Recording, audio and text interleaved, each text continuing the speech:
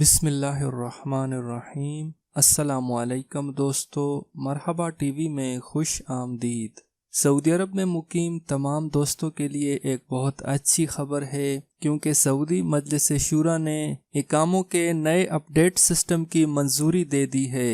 سعودی مجلس شورا نے شاہ سلمان بن عبدالعزیز کی زیر صدارت منعقدہ اجلاس میں اقامے کے 3 مہینے کی تجدید کی منظوری دی ہے۔ سعودی کابینہ نے ورک پرمٹ فیس، اقامہ فیس اور مقابل مالی کی قسطوں میں وصولی کی منظوری دی ہے۔ یہ فیس اقامے کی مدت کے حساب سے وصول کی جائے گی۔ یاد رہے کہ اس سے پہلے سعودی عرب میں 1 سال کی فیس اکٹھی لی جاتی تھی، اب اس طرح نہیں ہوگا۔ اب کم از کم 3 ماہ کے لیے اقامے کی تجدید ہو سکے گی۔ اس لحاظ سے یہ تمام خارجی بھائیوں کے لیے بہت اچھی خبر ہے، کیونکہ 1 سال کی فیس ادا کرنا جو کہ 10,000 تقریباً تھی، وہ سال میں 1 دفعہ کرنی لازمی تھی۔ اب یہ ہے کہ جس کے پاس 10,000 فیس نہ ہو تو وہ کم از کم 3 مہینے کے لیے اپنا اقامہ تجدید کر کے اس کی فیس جمع کرا سکتا ہے، اور اس سے زیادہ 5 مہینے کی کرائے، 8 مہینے کی کرائے یا 1 سال تک اقامہ تجدید کرا کے اس کی فیس جمع کرا سکتا ہے۔ اس لحاظ سے یہ تمام خارجیوں کے لیے اچھی خبر ہے،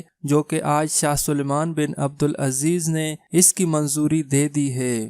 اور اس کا فائدہ کن غیر ملکیوں کو ہوگا؟ یہ صرف ورک پرمٹ اقامہ ہولڈرز کے لیے ہے۔ اس سے سائق خاص، عامل منزلی، عامل مزرعہ یعنی جتنے بھی گھریلو ملازمین ہیں وہ اس کے دائرے میں نہیں آتے، اور یہ فیصلہ ان پر لاگو نہیں ہوگا۔ دوستو، ویڈیو اچھی لگے تو اس کو لائک کریں۔ سعودی عرب کی مزید اپڈیٹ جاننے کے لیے میرے چینل کو سبسکرائب کریں۔ ویڈیو دیکھنے کا بہت شکریہ۔ اللہ حافظ۔